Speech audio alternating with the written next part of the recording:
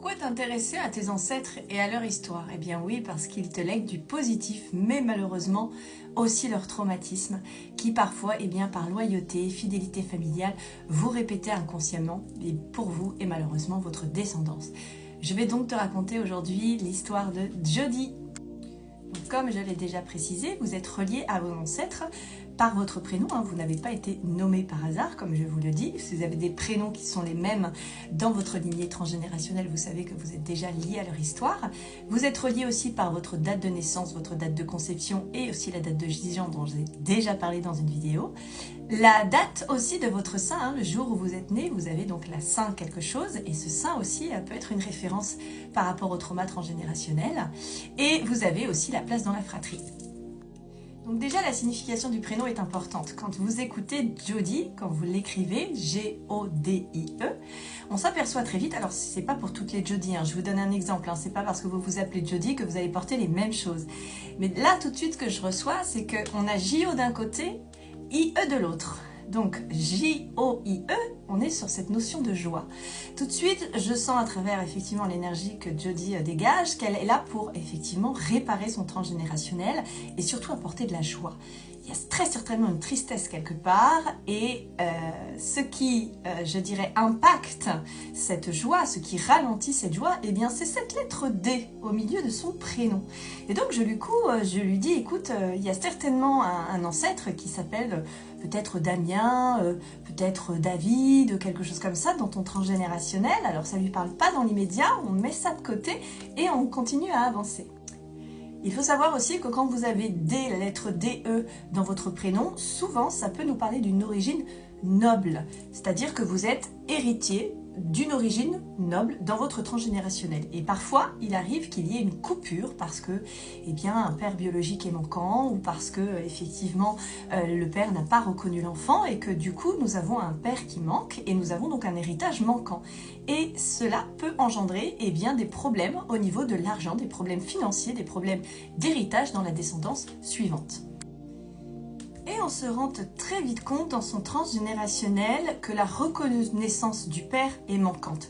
Elle-même, d'ailleurs, n'a pas été malheureusement reconnue par son papa, sa mère également, donc à chaque fois, le père manque. Déjà, on a un premier indice. Et puis, on se rend compte que le jour de sa date de naissance, qui est le 29 décembre, est curieusement le jour de la Saint-David.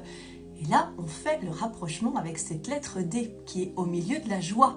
Donc, très certainement que la problématique est reliée à ce David dans son transgénérationnel.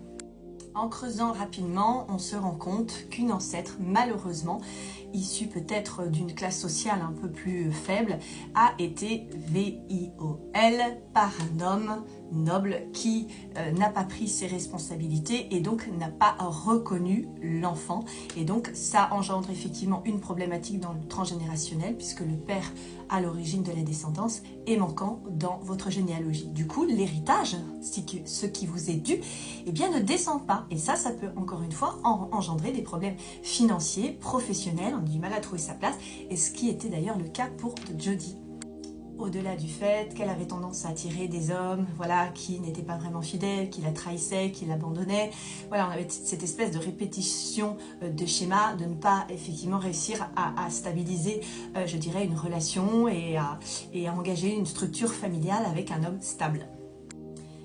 Donc, pour faire un travail, je dirais, de libération, il est nécessaire de connaître le prénom de cet homme, de ce père biologique manquant en haut de sa généalogie. Et donc je lui demande, comme je fais souvent en guidance, de se concentrer, de bien s'ancrer, de respirer et de me donner un prénom, le premier qui lui vient. Et là d'un coup, elle dit Paul.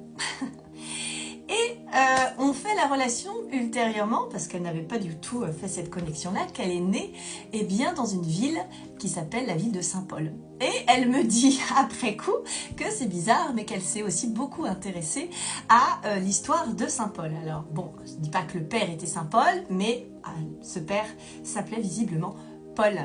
Et donc, on fait tout un système de libération avec des mantras, etc. Donc voilà, il y a beaucoup de choses qui se libèrent quand on comprend pourquoi. Elle fait énormément de relations avec tout ce qu'elle a vécu. Elle comprend énormément de choses. Ça résonne en elle aussi avec cette histoire malheureusement de Ewell. Donc il y a plein de choses qui ressortent comme ça et qui font que, ben voilà, quand vous avez compris, ça suffit à libérer la mémoire cellulaire. Alors moi, j'appuie de nouveau avec des mantras et avec des écrits, avec de la matérialisation pour rompre le schéma de répétition familiale, pour pardonner aussi à ses ancêtres, pour se pardonner aussi à soi-même, c'est très important. Et parfois, vous avez des ancêtres qui culpabilisent de leurs actions et qui ont besoin effectivement d'entendre votre pardon pour effectivement éviter de répéter les schémas, pour que vous puissiez comprendre qu'à un moment donné, eh bien, les choses doivent être dites, puisque les secrets de famille sont très présents. Et d'ailleurs, au passage, dans Jodi, vous avez des i, vous avez le dire, soit dans la joie, soit dans le jeu aussi. Quand vous avez J et E dans le prénom, on vous parle de votre identité. Donc on avait vraiment ce côté qu'elle devait libérer, réparer, être dans la joie, retrouver son identité, pardonner à cet ancêtre malheureusement qui n'a pas pris ses responsabilités, pas reconnu l'enfant, pour rééquilibrer votre histoire transgénérationnelle et de nouveau rendre la fluidité énergétique de la reconnaissance du papa et de cet héritage effectivement financier qui vous est dédié. Si vous êtes intéressé par votre transgénérationnel, si vous vous posez des questions, si vous avez l'impression de répéter des schémas qui ne vous appartiennent pas, n'hésitez pas à prendre rendez-vous sur mon site mumisproject.com. À bientôt, bisous.